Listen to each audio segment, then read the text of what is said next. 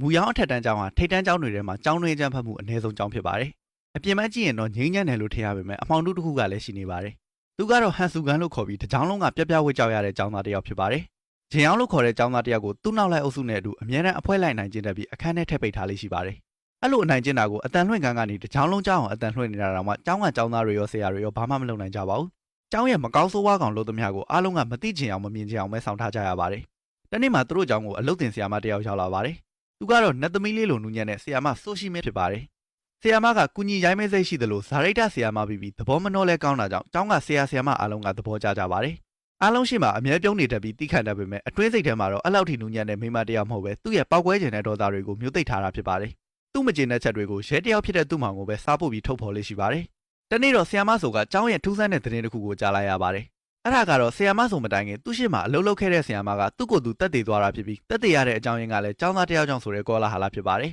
။ကျောင်းရဲ့ဌာနမှုကဆရာမဆိုကိုကျောင်းမှာတည်တဲ့အကြောင်းတွေကိုပြောပြရင်စုခန်းတဲ့သူ့အဖွဲ့ကထမင်းလေရောင်းတဲ့အဖွားကြီးကိုရန်ရှာနိုင်ကျင့်နေတဲ့ဗီဒီယိုတစ်ခုကိုပြပါတယ်။အဲ့ဒါတွေကိုမြင်လိုက်ရတဲ့ဆရာမဆိုကထိတ်လန့်စွာနဲ့ပြောစရာစကားမရှိဖြစ်သွားရပါတယ်။ဟန်ဆူကန်ကကျောင်းမှာအနိုင်ကျင့်တယ်လို့နာမည်ကြီးတဲ့ကျောင်းသားဖြစ်တာကိုဆရာမကသိလိုက်ပေမဲ့သူမသိသေးတဲ့အကြောင်းအရာတွေကလည်းရှိနေပါတယ်။စုကန်ဟာကြောထောင်းနောက်ခံကောင်းတဲ့ကလေးတစ်ယောက်ဖြစ်လို့ငယ်ငယ်တည်းကကျောင်းသားတွေကိုရိုက်နှက်တတ်တဲ့အချင်းရှိပါတယ်။အရင်ကျောင်းတုန်းကလည်းကျောင်းသားတစ်ယောက်ကိုတေးလူမျောပါရိုက်နှက်ခဲ့တာကြောင့်ကျောင်းထွက်ခဲ့ရပါတယ်။အဲနောက်ဘယ်ကျောင်းကမှသူ့ကိုလက်မခံတာကိုမူရောင်းထက်တန်းကျောင်းကလက်ခံလိုက်ပါတယ်။အသက်အရွယ်ကလည်းအထက်တန်းကျောင်းသားအရွယ်မဟုတ်တော့ပဲအသက်ပြည့်ပြီးတဲ့အရွယ်ဖြစ်ပါတယ်။ဌာနမှုကဆရာမဆိုကိုစုကန်နဲ့ပတ်သက်တဲ့ကိစ္စတွေကိုဝင်မပါဖို့နဲ့မသိချင်အောင်ဆောင်ဖို့လိုလိုမဲ့မဲ့သတိပေးထားတာပဲဖြစ်ပါတယ်။ဇာရိတတင်တဲ့ဆရာမဆိုရဲ့အတန်းချင်းကိုစုကန်လုံကျောင်းသားကလာမှာမဟုတ်လို့သူနဲ့လွတ်လွတ်ကင်းကင်းတော့ရှိပါတယ်။ဆရာမဆိုလည်းအလုတ်တင်ကာလပြီးတဲ့အထိမျက်စိပိတ်နားပိတ်နဲ့အကုန်လုံးကိုလစ်လျူရှုဖို့ပဲဆုံးဖြတ်လိုက်ပါတယ်။ဒါပေမဲ့လည်းလက်ဝဲချန်ပီယံဟောင်းတစ်ယောက်ဖြစ်တဲ့အတွက်ဒေါသကြီးတာကရိုးရလိုဖြစ်နေတဲ့သူ့အဖို့တော့အားလုံးကိုတီးခံဖို့ရခက်ခဲနေပါတယ်။